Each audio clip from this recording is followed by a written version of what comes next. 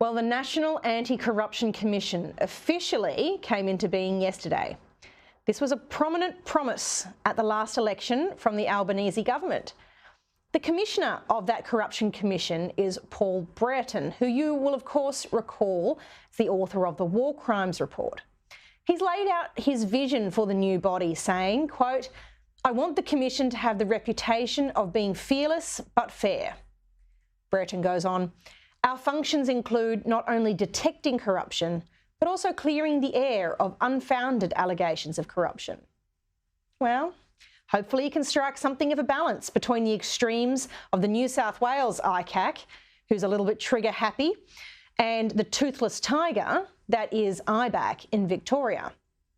Joining me now to discuss this and more is Emily Dye from GT Communications and digital political strategist James Flynn. Emily and James, welcome. Great to have you with me.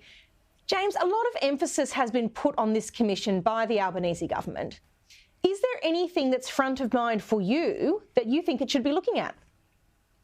Well, Amanda, welcome to the new game in town. If anybody thinks this isn't a new political tool, I think they're kidding themselves. The door is now open and you can only imagine the flood of complaints and inquiries that have been made. I think it was actually quite trite that the Prime Minister asked his ministers not to make complaints to the Commission. How long will that last? 10 minutes, maybe a day, maybe a month?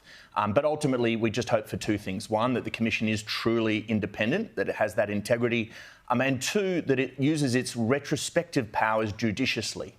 We wouldn't want any political scores to try and be settled by that, things we've seen recently.